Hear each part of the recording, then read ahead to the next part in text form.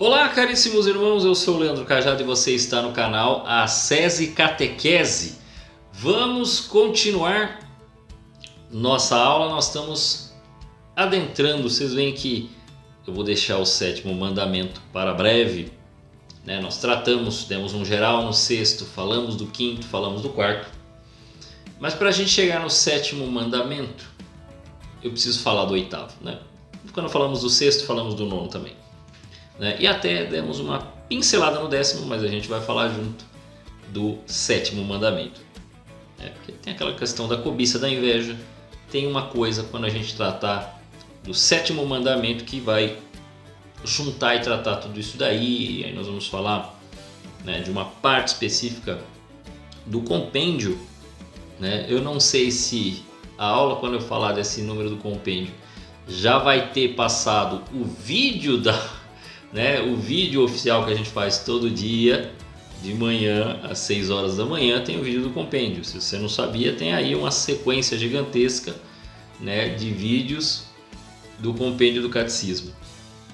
Pois bem, o que nós vamos tratar hoje, o catecismo, quando ele abre, ele vai tratando das palavras utilizadas, porque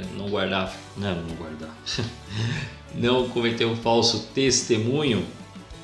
Ele vai tratar de algumas coisas, do falso testemunho, de você respeitar a reputação do outro, da calúnia.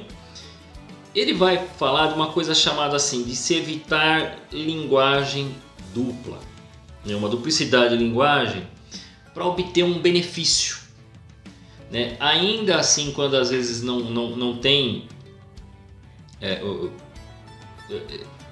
ela pode ser um pecado venial, ela não vai ser sempre grave, ela pode ser um pecado venial, por exemplo, quando ela for uma adulação, quando deseja somente ser agradável, evitar um mal, remediar uma necessidade e obter vantagens legítimas. Quer dizer, você está evitando um problema, mas não deixa de ser uma mentira. Então, não é disto que eu quero falar hoje. Isto não está mencionado, pelo menos aqui, no que a gente se refere à linguagem e o que eu quero chegar para que você entenda aonde eu quero chegar. Então, eu vou usar a Sagrada Escritura com duas narrações, duas narrativas, dois fatos que ocorreram e mais um, que vem junto, embalado aí no meio do caminho, para você entender o tamanho do problema que a gente está enfrentando nos dias de hoje. E que, se nós fizermos uma análise do mundo, a análise do mundo que a gente tira sempre houve violência, vai continuar tendo violência, as pessoas vão continuar se confrontando, mas conforme tem passado os séculos, estas batalhas estão se tornando, além das batalhas violentas, que é uma tendência natural do ser humano, elas também estão se tornando mais difíceis. Por quê? Porque elas não envolvem apenas a pancadaria, vamos dizer assim, vamos vencer na força, na marra. É claro que isso ainda acontece muito e infelizmente vai continuar acontecendo. O ser humano é corpo e ele age também com violência. Mas acho que você percebe que de uns tempos para cá, quando você olha num todo, é lógico que você não olha estas situações de guerra, de alguns conflitos, de protesto, dos bandidos, sei lá, que você acabe tendo situações de violência explícita. Você tem atualmente uma batalha da linguagem num nível que eu desconheço que tenha havido alguma coisa assim. Os grandes debates sempre ocorreram. Homens sempre debateram uns com os outros. Grandes debates que inclusive mudaram a sociedade e que poderiam, caso o outro tivesse vencido, ter criado problemas. Como, por exemplo, a gente sempre lembra a batalha de Pelágio contra Santo Agostinho, e Agostinho vence esse debate, então a graça prevaleceu sobre o exemplo. O exemplo no sentido de Pelágio, tá, gente? Porque ele defendia que não tinha graça coisa nenhuma, o Cristo morreu, ressuscitou, então nós temos que fazer a mesma coisa, mas não existe um auxílio divino, mas sim uma ação humana. E Santo Agostinho contesta isso, dizendo que há uma ação humana, mas ela depende muito do auxílio divino, que é a graça, que aí se o homem fez alguma coisa de bom, alguma coisa alguma coisa de agradável, alguma coisa de correta, é a ação da graça que está fazendo isso. O homem não tem esta competência. Santo Agostinho venceu. Aí você pode ter outros debates, né? Que outros padres, doutores da igreja, bispos, monges, concílios, né? Que combateram grandes heresias, né? O próprio concílio de Nicéia e depois o concílio de Constantinopla. Você tem, se você olhar na história, né, de grandes conversas, debates históricos, você vai ter alguns filósofos que entram em algumas coisas assim, a própria história de Sócrates, e que propriamente dá um outro nível para aquilo que era a especulação, a elaboração filosófica até aquele momento, né? Porque você tinha muito dos filósofos a ideia do físico, né? Da natureza das coisas, da origem de tudo, e quando você vai para Sócrates, você entra num debate mais do ser humano do dia a dia, né? Então, ao invés de questionar como as coisas foram feitas, você começa a ter a pergunta: o que é justiça? Então isso também é importante. Mas veja, parece que hoje tudo, ou quase tudo, vira confusão e pode ir para as vias de fato, para as vias violentas, né? Braço, realmente, metralhadora, vamos lá, pancadaria, pelos debates e confusões e incompreensões que ocorrem, inclusive, né? Qual é o nome deste curso? Catequese para o fim da treta. Esta treta não é física, esta treta é uma treta intelectual, né? E aí eu não estou questionando se a pessoa é inteligente, se não é, se está falando o correto ou se não está, mas alguém compreendeu uma coisa, o outro compreendeu outra, né? Começaram a debater no período eleitoral e eis-nos aqui para explicar o que é que a coisa está impactando aí na vida de todo mundo, né? Eu não sei se você já percebeu isso. Então, essencialmente o negócio tem um problema de linguagem, tem um problema de entendimento. Então, estamos diante de um problema pesado e que ou a gente corrige a linguagem e começa a se comunicar direito, ou nós vamos ter muito problema. Aliás, nós já estamos tendo muito problema. Por quê? Porque você vai perceber, a linguagem realmente se tornou, já de muitos anos, e a gente falou aqui de algumas manipulações, o cavalo de batalha do mundo atual. E já se tem tamanha noção disso que se burlam o que está escrito, mas se fala como se estivesse reinterpretando, por exemplo, uma lei, indo num conceito completamente diferente do que está escrito. Ou você começa a impossibilitar uma abordagem, uma conversa que seja totalmente oposta ao que você está defendendo. Isso está acontecendo.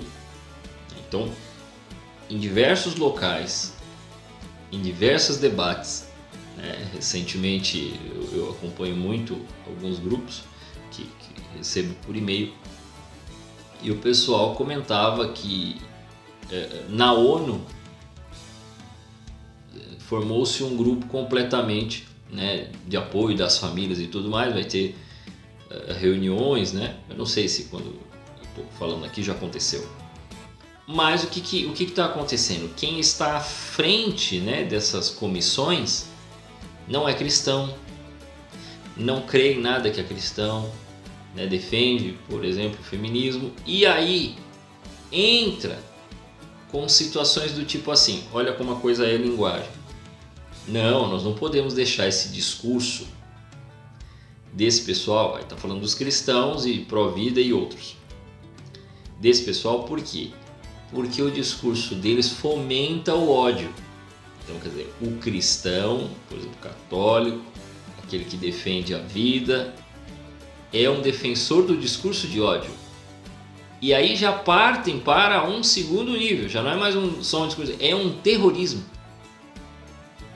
Então você, católico, que fala que defende a caridade, né, ajuda o pobre, né, busca amar nosso Senhor Jesus Cristo e a partir desse amor também oferecer aos irmãos, você é um terrorista.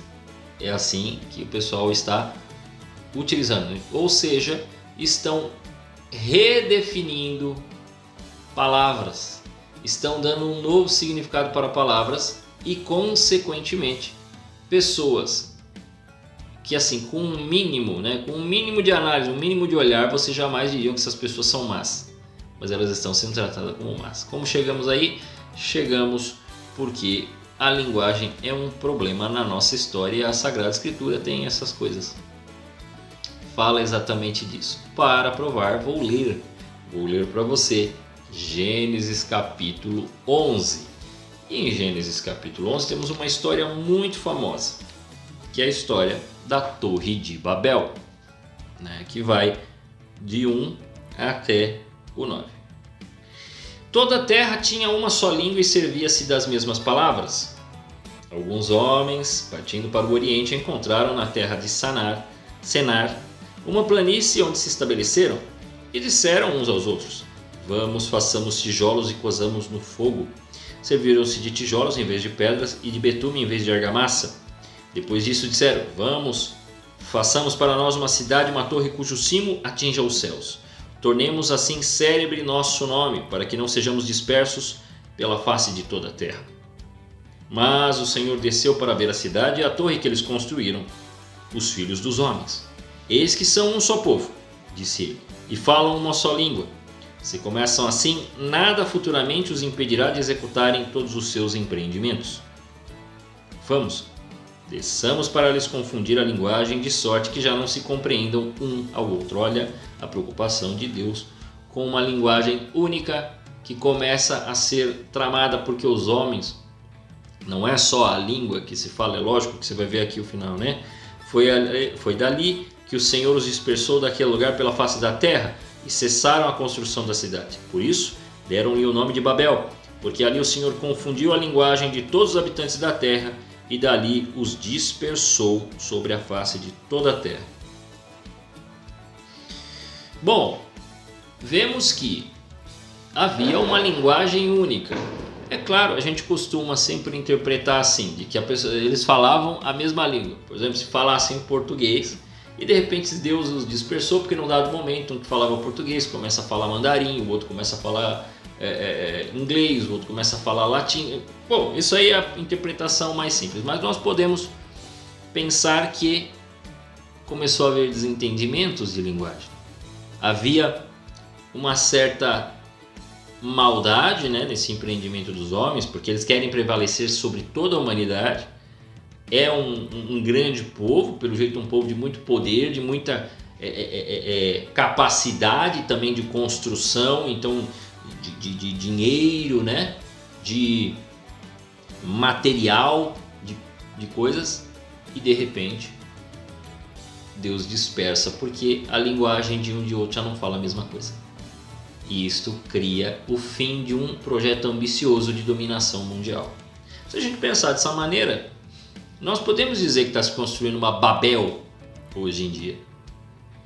Uns são americanos, outros são ingleses, outros são japoneses, outros são chineses, russos, árabes, sei lá. Mas o grande ponto é que muitas vezes as pessoas até criam aquela ideia de que a ideia de um projeto, de um governo mundial. Isso aí você encontra. Se não houvesse, né, não daria para falar com tanta tranquilidade, porque isso daí não é mais teoria da conspiração. Até nos fóruns sociais mundiais eles falaram disso. Se procurar vídeo lá, tá lá eles falando. Quando teve aquele livro do Klaus Schwab, né, sobre o grande reset, você vê algumas ideias nesse sentido. Entre outros discursos que falam, né, de um controle, porque igual nesse Fórum Social Mundial ele fala, né, claramente, não, porque nós estamos aqui, nós não sabemos nem o porquê, assim, o que nos colocou aqui. Ele não vai atribuir a Deus, lógico.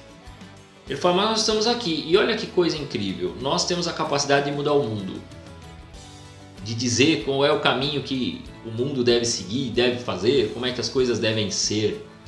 Então existe já na cabeça de vários seres humanos de grande poder, de grande capacidade financeira ou de poder político, de recursos como um todo, né? A gente falando aqui dos recursos que eles tinham para construir Babel, existe esse poder. Hoje, até pela capacidade tecnológica e tudo mais, o pessoal tem esse poder. Mas você percebe que em alguns momentos você tem alguns grupos que se apoiam, daqui a pouco eles se confrontam. De repente começam esse pessoal mais, que a gente fala mais globalista, querendo guerrear com a China e com a Rússia. Daqui a pouco a China e a Rússia recebem apoio do Islã. Ou daqui a pouco briga com o Islã e o Islã consegue ajudar os globalistas. Ou então eles se ajudam em algum fato específico. De qualquer forma, principalmente, isso ficou perceptível. Então eu vou dar uma explicação aqui. E eu não estou falando se você deveria ou não tomar remédio A ou B, né? Porque isso aí, né, ninguém está questionando isso. Só está questionando a forma como a coisa veio nos anos de 20 e 21, 22 menos, né? 23 agora também já nem se fala mais. Os problemas já são outros e bem sérios também. Mas nós tivemos lá o período da pandemia. E o grande problema, que foi muito questionado, e isso daí criou as tais polêmicas, né? Que o pessoal dizia que algumas pessoas estavam negando a doença, e a coisa não é bem esta, porque aí também tem um jogo de linguagem, né, entre quem domina a mídia para que o outro não questione. Eu já vou explicar por que isso aconteceu. Calma. Que começou-se a perceber que certas resoluções vinham de cima para baixo, a começar de um grupo onde nenhum deles foi eleito, mas eram a autoridade para dizer ao mundo todo e acabar com a soberania de todos os países para dizer quais deveriam ser os métodos dentro dos países. Então, lojas fecharam, as pessoas ficaram dentro de casa e a consequência veio depois, né? Desempregos e outros problemas. Mas ao mesmo tempo, ninguém sabia, e aí eu vou falar ninguém, porque ninguém sabia se ficasse na rua, se seria pior, ou seria melhor, ou seria a mesma coisa, ninguém sabia. Mas decidiu-se que o que deveria se fazer era todo mundo dentro de casa, e depois colocar certos objetos no rosto para cobrir, porque isso seria o correto para todos, não só quem estivesse doente, mas todo mundo deveria colocar, todo mundo. Houve protestos no mundo inteiro, não foi só no Brasil, você encontra isso fácil ainda. Quer dizer, eu não sei se encontra fácil, porque aí vem o outro ponto. Ao mesmo tempo que uns comunicavam, também tentavam apagar qualquer possibilidade de uma oposição. Então também, em muitos locais, se viu poderes públicos tendo uma força sobre todos os cidadãos de seus países. Isso não foi só no Brasil, gente. Então eu estou falando porque foi só aqui. Com uma força tremenda. Em alguns casos, e aí fica muito claro, o caso da mulher de Araraquara, né, esse aí fica legal para pegar de exemplo.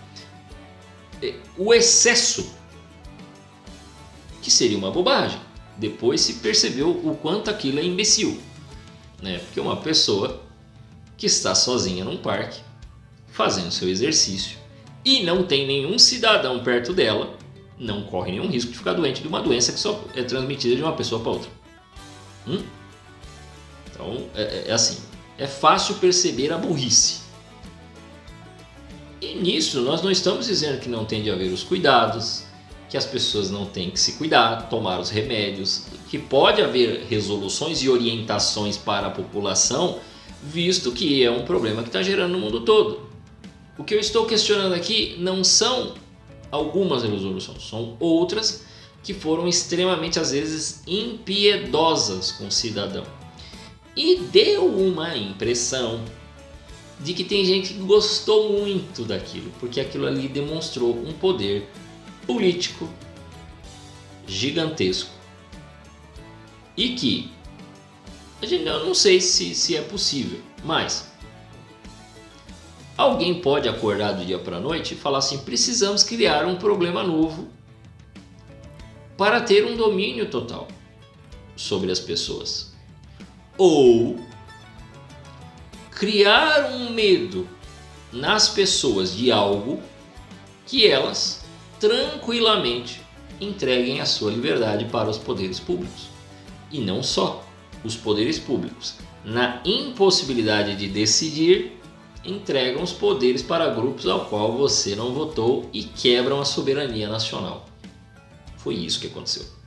Tecnicamente foi isso que aconteceu.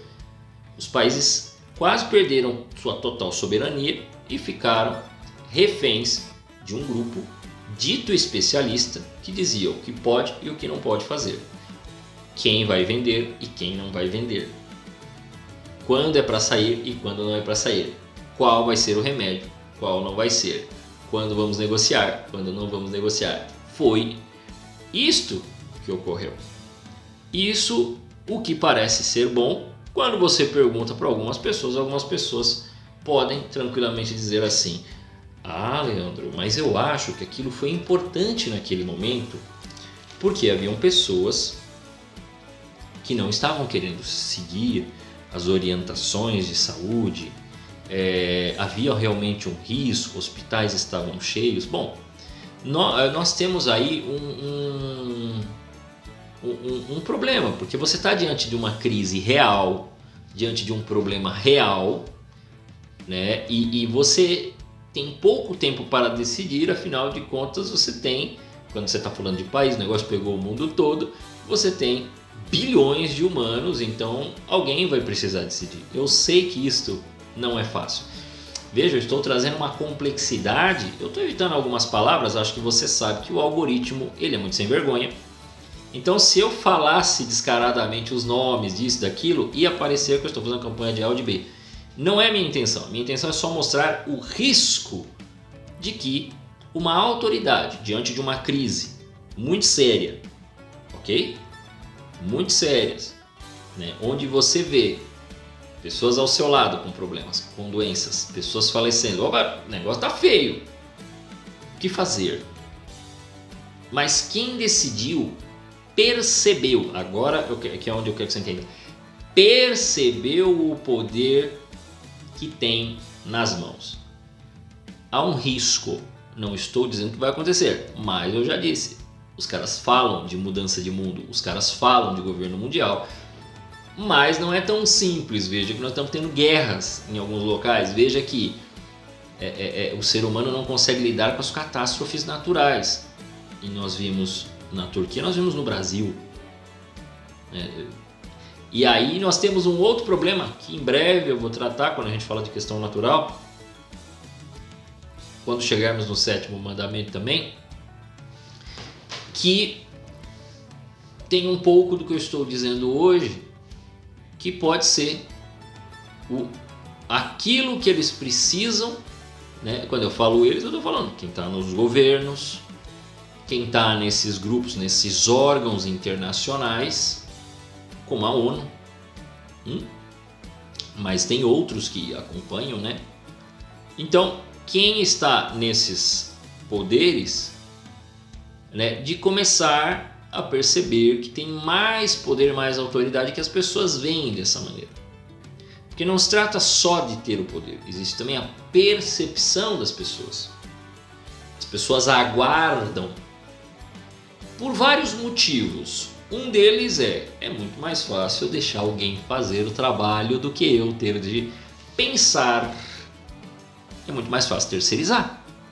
Muito mais fácil deixar deixa o outro fazer. Eles daquela coisa assim, eles são pagos para isso, para decidir pela população. Para mim o maior exemplo, e esse eu vou falar ou não, é aquele governador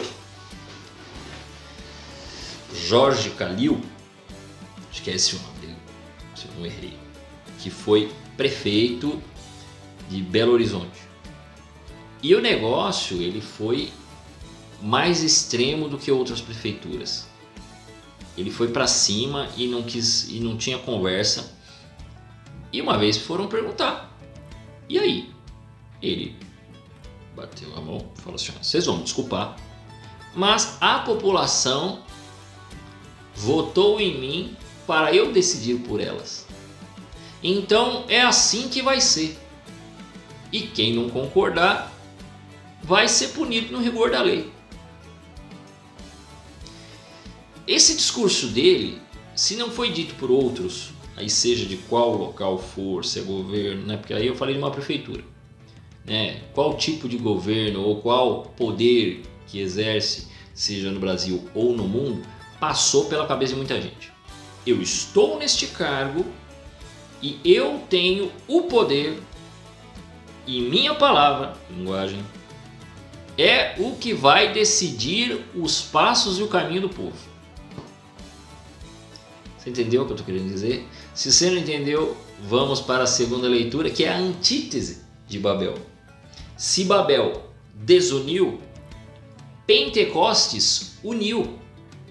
Né? E você, católico, precisa, né, desta graça do Espírito Santo, né, para que nós cheguemos a uma linguagem que, além de unir os homens, nos une verdadeiramente a Deus e nos coloca num contato tamanho que não nos dá poder político, não nos dá poder sobre a civilização, mas a coisa é tão maravilhosa, a graça é tão grande, o poder de Deus é tão maravilhoso que ele chega a todos os povos, e foi assim que a igreja cresceu.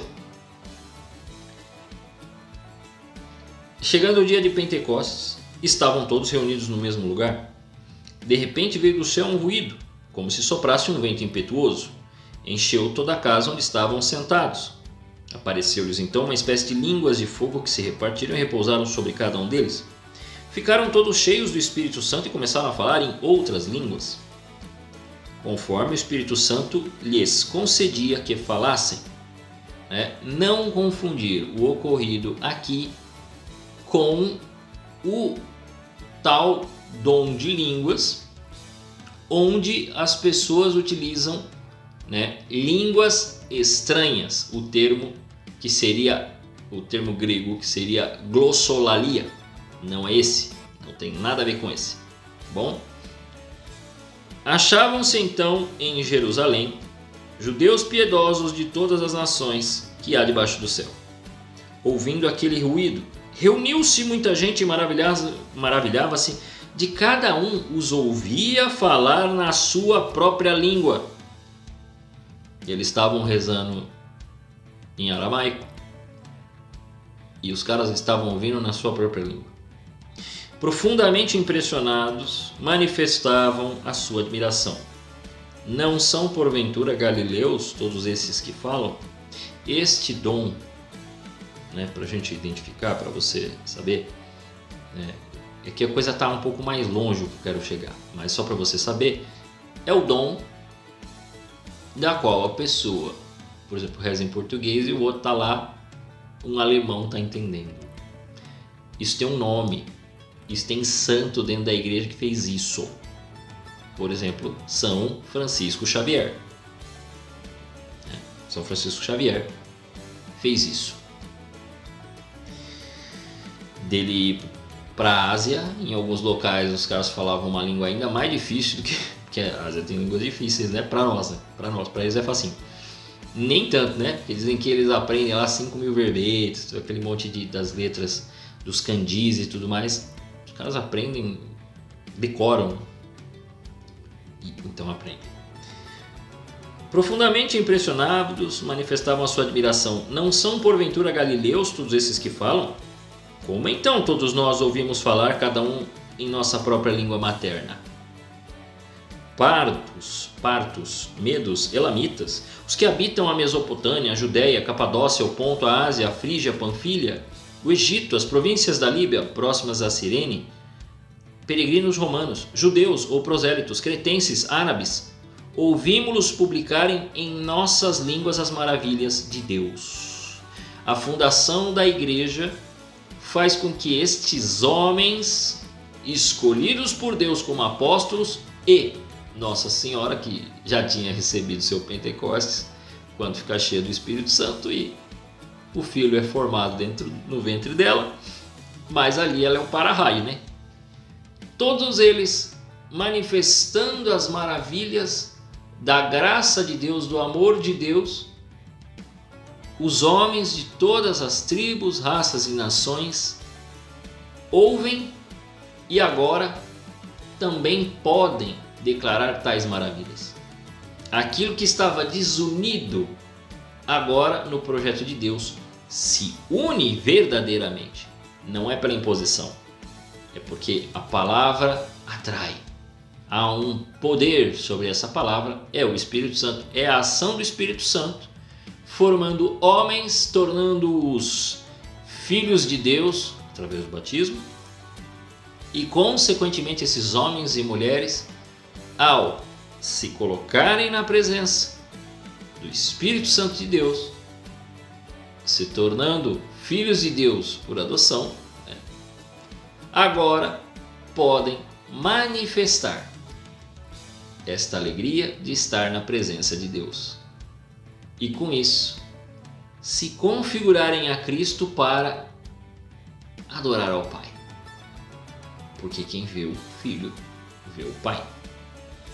Então estes homens estão se configurando a Cristo, que é a cabeça da igreja, para que homens e mulheres do mundo todo possam estar verdadeiramente na presença deste Deus vivo que está agindo sobre esses homens.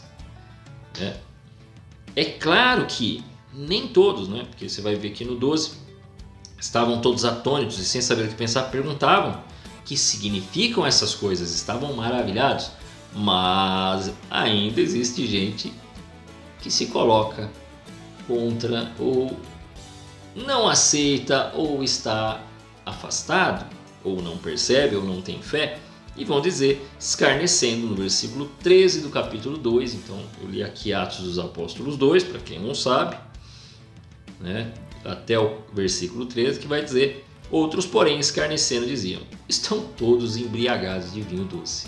Então ainda assim, Deus atrai, convoca, manda seu amor sobre os apóstolos mandam para o seu povo no mundo inteiro, porém, as pessoas ainda têm a capacidade, podemos dizer liberdade, num sentido mais frágil, né? No sentido apenas de possibilidade de fazer algo, né? De negar aquilo que está vindo como uma graça para eles.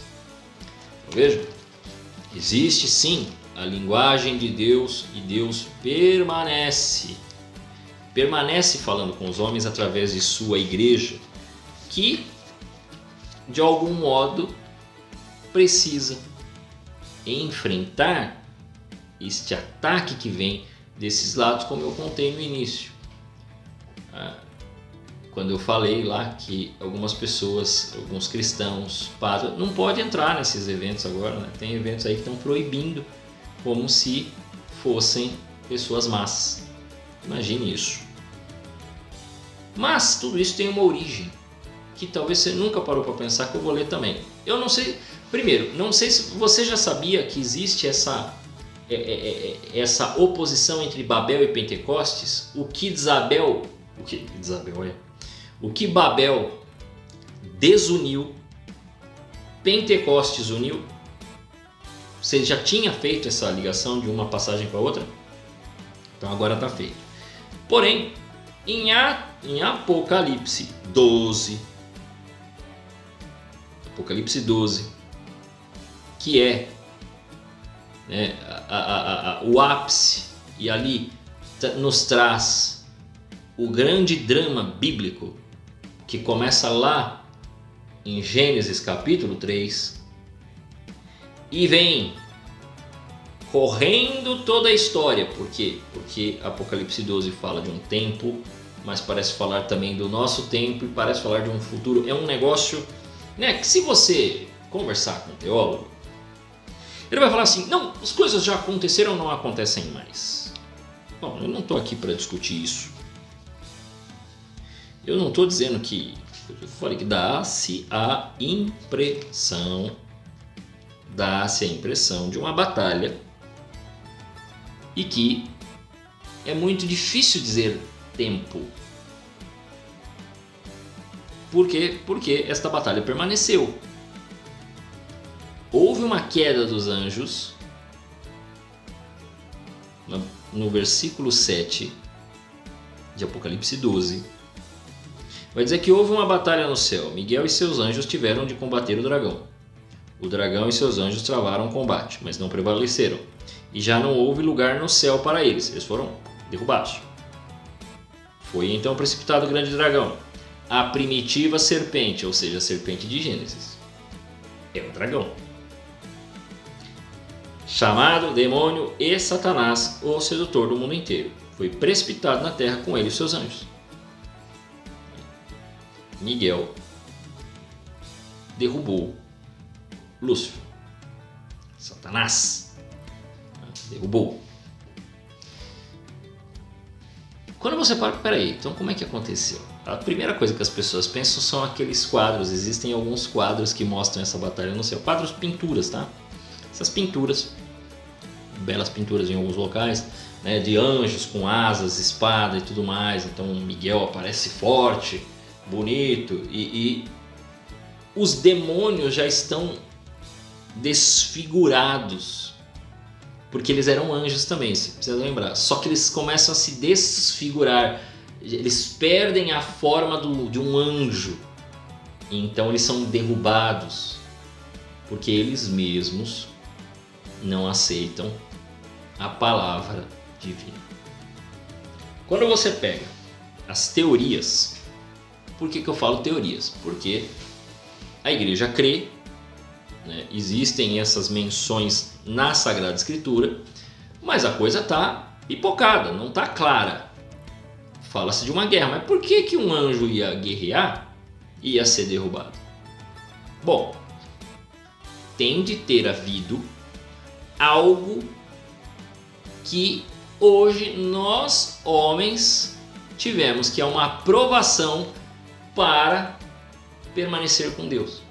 Só que com uma diferença. Vamos pensar aqui, um anjo diferente de mim e você, que tem corpo, nós temos uma possibilidade de mudar de ideia. Por isso que existe conversão. Por isso que até o final da vida você está em luta e terá de permanecer. Por quê? Porque você pode cair, mas você pode se santificar, não só cair, mas existem os dois riscos aí. Você permanece a vida toda nesta batalha espiritual. Mas um anjo, a partir do momento que ele, com uma inteligência perfeita, uma capacidade muito maior do que a nossa, a capacidade de decisão dele, ela é muito mais certeira. Então quando ele decide, ele não volta atrás. Não há arrependimento.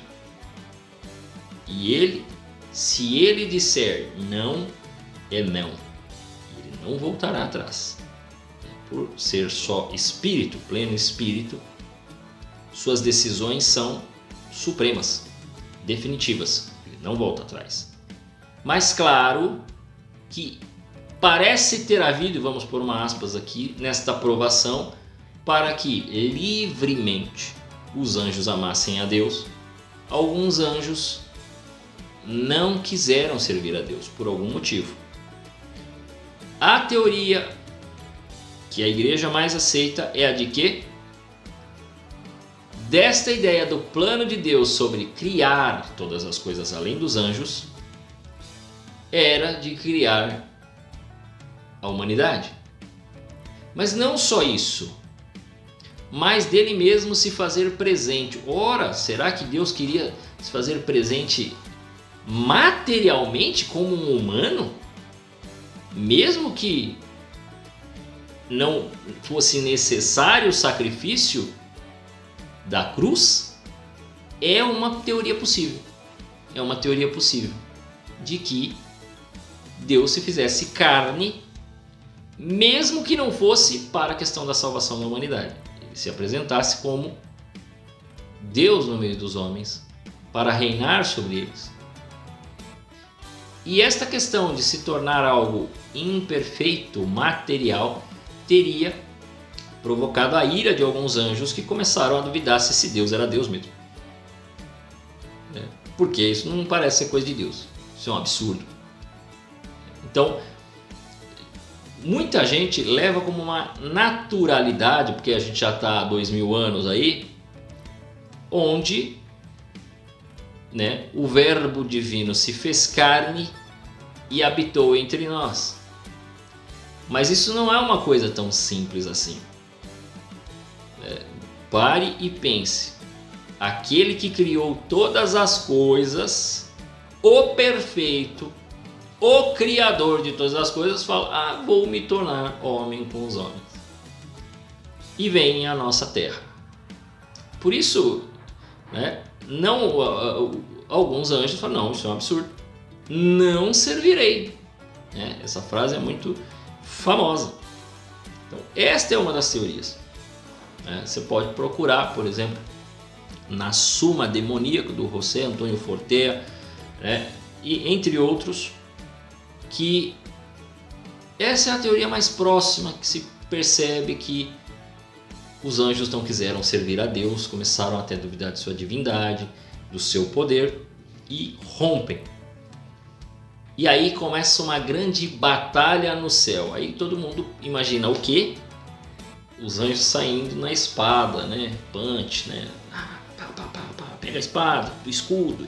Aí tem lá ele batendo, ele com a lança, o outro com a espada, o outro com arco e flecha, e com aquelas asas enormes enfrentando aqueles que eram anjos e se desfiguraram, estão com caras de monstros, de dragões, mas não foi isto. Agora vem o que eu queria dizer. Esta batalha foi uma batalha terrível, sangrenta, sanguinolenta, pior do que qualquer fatality do Mortal Kombat ou de qualquer outro filme que você tenha assistido extremamente sanguinolento, mas era todinho na linguagem. Eis aí a linguagem que decidiu. Ele foi derrotado aqui, no papo. Gente, anjo não tem forma. A forma que nós damos a eles aqui é baseado nessa questão da força que se fala. Então eles são fortes, poderosos, estão com as armas, as asas. Por quê? Porque ele pode ir para qualquer lugar, mas ele não tem forma, gente.